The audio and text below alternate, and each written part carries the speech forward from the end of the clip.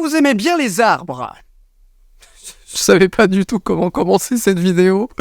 Évidemment, tout le monde aime les arbres. C'est beau, imposant, souvent synonyme de dépaysement, de calme et de sagesse. De nombreux arbres en France émerveillent les promeneurs, comme le chêne d'Allouville, plus vieux chêne du pays dans lequel on a creusé deux chapelles. Les arbres de France sont d'ailleurs connus pour leurs nombreux cultes et belles légendes, comme le chêne à l'image à Fleurines, le chêne de la Vierge à Ranné, ou les nombreux arbres à loques qui parsèment nos paysages. Et si ce genre de truc ça vous parle, je ne peux que vous conseiller mon application Legendex, disponible sur le Play Store et l'App Store, qui vous révèle le patrimoine oublié de l'Hexagone. Mais ce soir, vous vous en doutez, on va plutôt parler d'arbres malsains, lugubres ou bizarres, qui ne stimulent ni admiration ni enchantement, mais qui au contraire provoquent le questionnement, la peur ou le malaise. Bon, allez, c'est parti!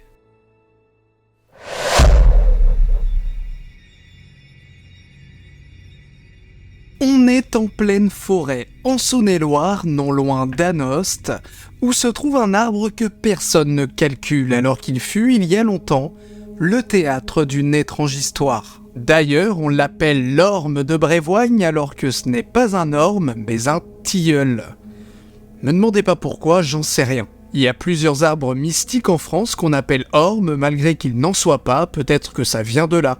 Ou peut-être qu'il y a eu une confusion à un moment, aucune idée. Mais on a beau être dans un coin perdu, le carrefour où se trouve cet arbre était autrefois très fréquenté, puisqu'on y passait forcément lors du pèlerinage de Faux-Bouloin, pèlerinage très populaire au Moyen-Âge dont la destination est une chapelle qui se trouve à une quinzaine de kilomètres. Cependant, ce carrefour, il était très redouté. Les pèlerins évitaient d'y passer une fois le soleil couché, et même de jour, on restait sur ses gardes. On restait silencieux en attendant, enfin, de ne plus discerner l'arbre derrière soi. La raison, on y entendait des gémissements étranges, et beaucoup y virent aussi des feux follets qui s'agitaient dans les ténèbres. On avait vu, dans mon 5 théories sur le diable, le symbolisme attaché au carrefour pour l'église, souvent associé au pacte avec le malin, ainsi que la signification des feux follets pour les chrétiens dans mon 5 théories sur le feu, généralement associé à des âmes piégées. Ici, on a donc carrefour plus feu follet, inutile de dire que les pèlerins, dès qu'ils voyaient l'arbre au loin, ils étaient pas bien. Alors, on y installa une croix qui est toujours au pied de l'orme aujourd'hui, mais rien à faire, les témoignages ont continué. Pour les pèlerins, pas de doute, l'endroit était maudit. Mais un jour, un certain Guillon, curé d'Anost et qui était parti dans un village voisin afin de porter le bon Dieu à un malade, dut passer par le fameux carrefour pour rentrer chez lui. Évidemment, il est resté auprès du malade toute la soirée, il doit donc passer sous l'arbre, en pleine nuit. Guillon pénètre dans la forêt. Aucun son, si ce n'est le bruit de ses pas qui résonne tout autour de lui. Au loin, à travers le clair de lune, il aperçoit les branches de l'orme de Brévoigne. Apeuré, il prend son courage à deux mains et continue sa marche, persuadé que Dieu le protégera. Puis, après quelques minutes, il arrive enfin au carrefour. Soudain, des feux follets apparaissent et des gémissements se mêlent au rythme du vent qui commence à secouer les branches de l'arbre maléfique. Le curé s'arrête. Il ferme les yeux et se concentre. Et là, dans le bruit des branches et des cris, il entend les pleurs de bébés. Il ouvre alors instantanément les yeux et a une révélation. Il s'agit des âmes d'enfants morts avant d'avoir été baptisés. Malgré sa peur, ses tremblements et son souffle saccadé, Guillon s'accroupit auprès d'une flaque, retire l'un de ses souliers et le remplit d'eau. Puis, il se relève, prononce la formule sacramentelle du baptême et se met à asperger l'arbre de l'eau recueillie et maintenant bénie. Guillon raconta que les feux follets disparurent aussitôt et depuis ce jour, plus aucun gémissement ne se fit entendre. Les pèlerinages se firent enfin dans la tranquillité. D'ailleurs, encore plus de pèlerins y participèrent et plus jamais on associa le carrefour à un lieu hanté. Si bien qu'à notre époque, peu de gens du coin connaissent cette histoire. Une super histoire, mais il y a une chose qui me turlupine, moi. Pourquoi le pèlerinage passait-il forcément par un lieu hanté ? c'est pas très commun. Ça, plus le curé qui vient sauver le truc en aspergeant l'arbre d'eau bénite, l'arbre que tout le monde appelle orme alors qu'en fait c'est un tilleul. Je me demande s'il n'y a pas eu des manigances là-dessous pour rendre le pèlerinage en fait encore plus populaire. Ça fait de la belle promo quoi. J'en sais rien, hein, je sais pas l'avis des historiens non plus sur cette histoire, mais dites-moi ce que vous en pensez.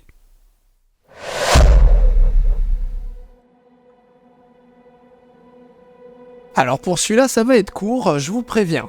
À Eudreville-sur-Eure, il y a un petit bois appelé le bois Ricard. Tout y est paisible, féerique, à un élément près, un tilleul. Ouais, encore un. Un tilleul noir, aux branches tentaculaires, qui semble vouloir se saisir des curieux qui s'en approcheraient de trop près, et qui se tapissent dans les profondeurs de la forêt. Cet arbre, que l'on nomme arbre aux sorcières, est un tilleul qui pousse en solitaire, l'un des rares tilleuls de la région, dont la forme surprenante a probablement été taillée par des gens au fil des siècles, comme en témoignent les quelques moignons qui subsistent à l'extrémité de certaines branches. Pourquoi est-ce qu'il y a un tilleul ici ? Qui sont ces gens qui l'ont taillé sur plusieurs centaines d'années ? Pour quelle raison ont-ils fait ça ? Pourquoi l'appelle-t-on arbre aux sorcières ? Vous avez envie que je vous raconte son histoire, hein ? Bah, moi aussi, j'aimerais vous la raconter. Mais on ne sait rien de cet arbre. Mais rien du tout. Toute trace à son sujet a disparu. Il n'y a rien dans les archives, rien de répertorié, rien de rien, nulle part. Ouais, le fait qu'on n'ait aucune info sur cet arbre, c'est encore plus bizarre que l'arbre en lui-même. L'arbre aux sorcières mérite amplement sa place dans le groupe des arbres les plus étranges de France, de par son caractère unique, creepy et dénué de tout passé.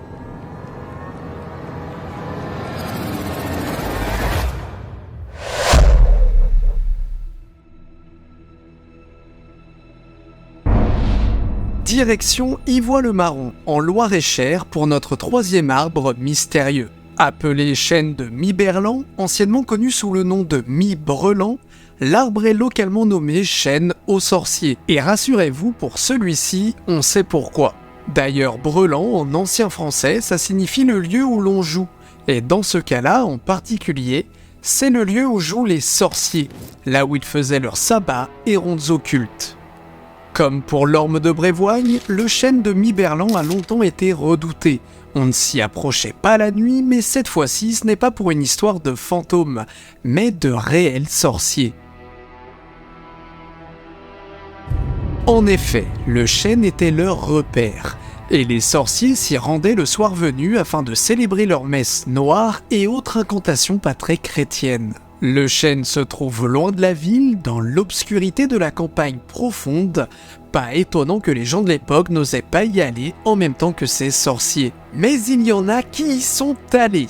Et selon les témoignages de l'époque, un réchaud plein de charbon ardent est placé au sommet de la tombelle et des feux merveilleux s'en élèvent incessamment. Des cris plaintifs se font entendre dans les bois environnants. La ronde y répond par des hurlements de joie. Les voyageurs qui passent près du chêne de Mi-Brelan quand le branle des sorciers a lieu sont forcés d'y prendre part.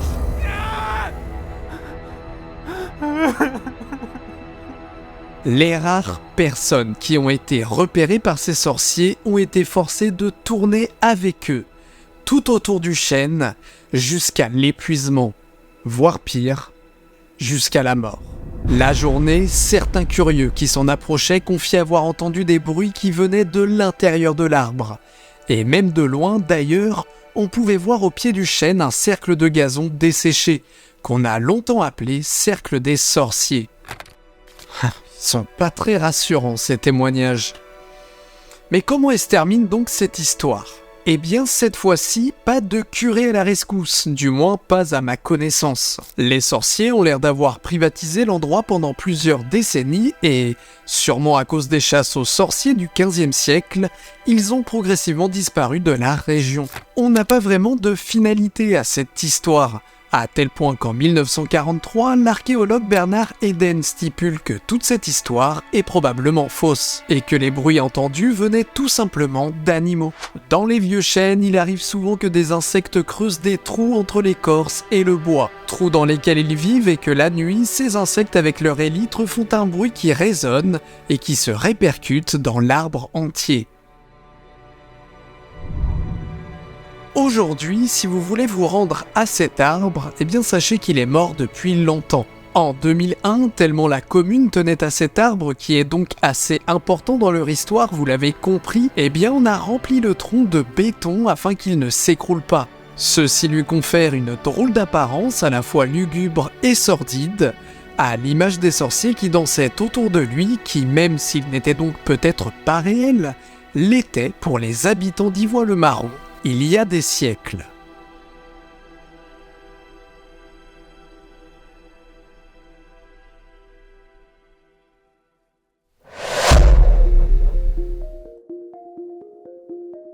Allez, on se rend dans la forêt de Verzy, non loin de Reims, dans la Marne. Vous connaissez probablement cette forêt. C'est l'un des espaces naturels les plus visités de l'Est du pays, mais peut-être ignorez-vous les interrogations que suscite ce lieu étrange. Alors, pour cette 4e histoire, on ne va pas s'intéresser à un seul arbre, non, mais à des centaines d'arbres, ceux que l'on appelle les faux de Verzy. Ces arbres sont super chelous. Que ce soit rien que leur forme, bien sûr, très irrégulière, désordonnée, mais même leur emplacement, leur mode de reproduction, leurs origines, vous allez voir, tout est chelou. Déjà, la première trace qu'on a d'eux remonte au 6e siècle.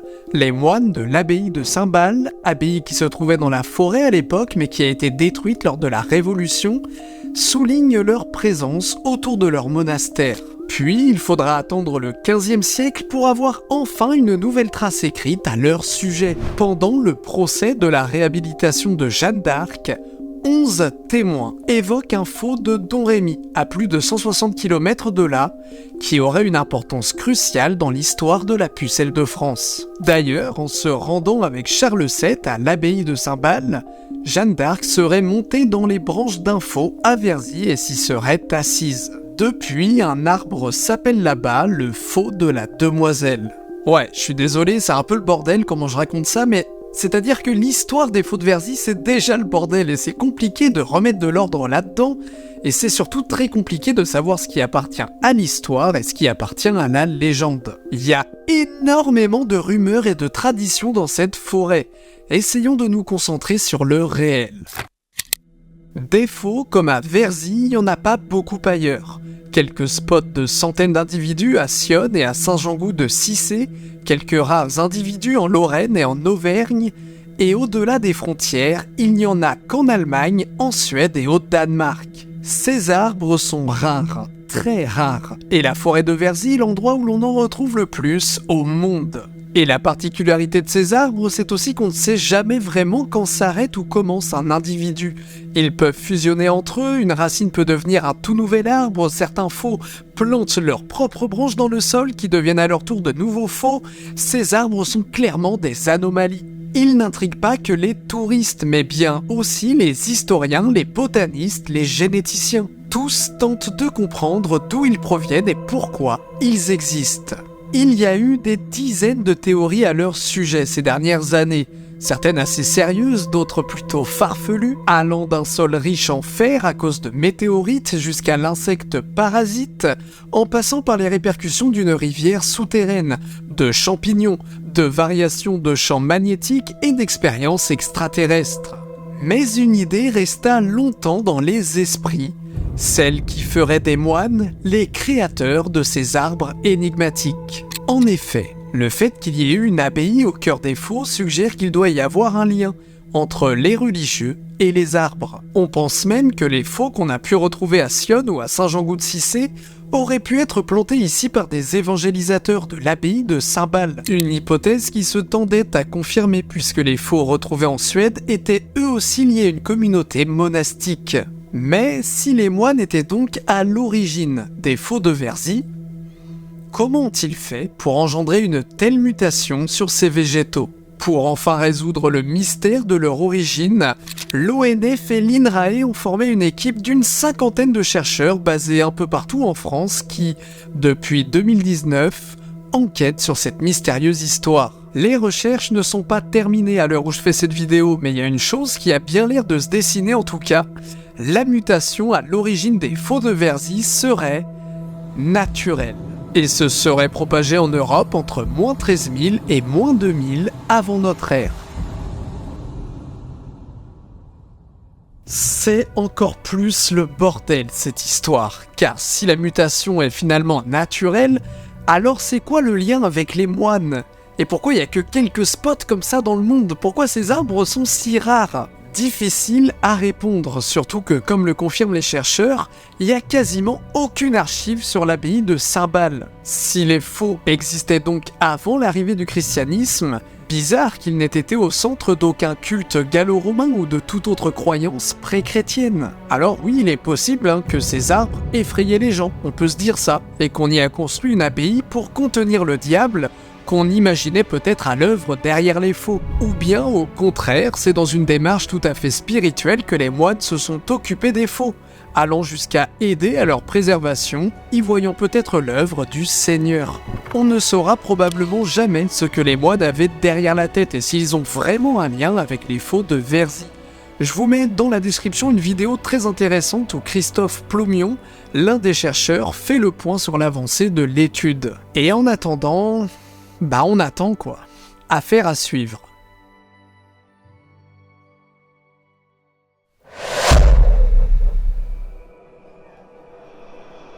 Bon, jusque-là on a vu des arbres énigmatiques. Un arbre lié à la sorcellerie, un arbre dont on ne sait rien et un arbre anciennement hanté. Et si on terminait par un arbre toujours hanté ? Un arbre maudit à la réputation sinistre, auprès duquel on pourrait encore y entendre les personnes qu'on y a pendues. Pour trouver cet arbre imposant et malsain, il faut se rendre en Sarthe, à Villennes-sous-Malicorne. Le chêne au diable, ou chêne des justices, anciennement appelé arbre au pendu, attend patiemment les promeneurs au fond d'un long chemin sombre et boueux, sur lequel autrefois il accueillait les condamnés à mort qu'on lui apportait. Un arbre que peu de gens osent aller rencontrer. Mais, vous me connaissez, moi ça me tente, allez, je vous embarque avec moi.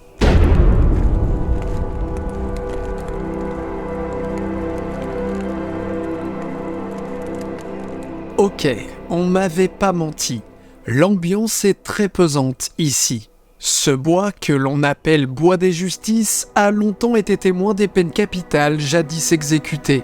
En m'approchant de cet immense chêne, je ne pouvais qu'imaginer les prisonniers qui s'avançaient vers le lieu, conscients que cet arbre serait la dernière chose qu'ils verraient de leur vie.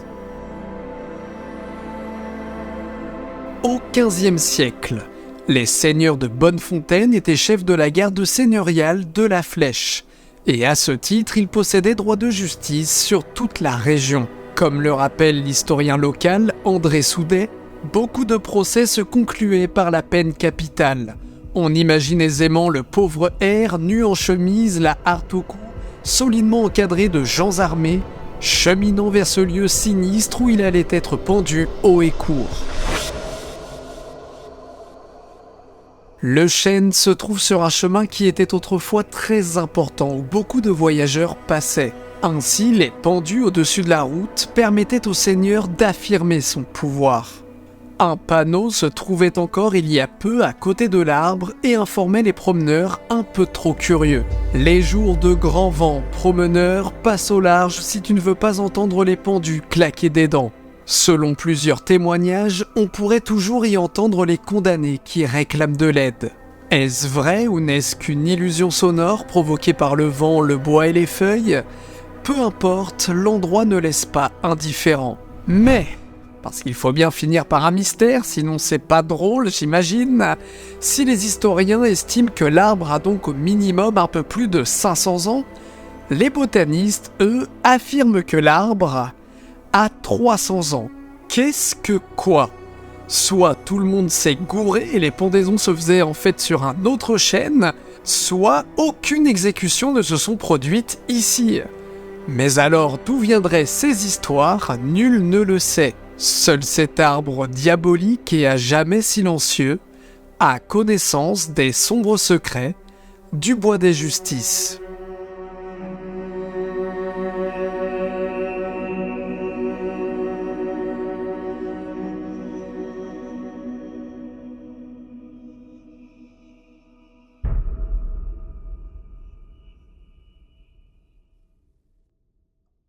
Voilà, j'espère que ces histoires végétales vous ont plu. Si vous voulez encore plus de mystères et de sombres histoires, mon livre Les sombres énigmes de l'histoire de France est trouvable dans toutes les librairies. Et comme dit en intro, mon application Légendex est dispo sur le Play Store et l'App Store. On se retrouve la semaine prochaine, ou plutôt si on se croise en forêt. La bise!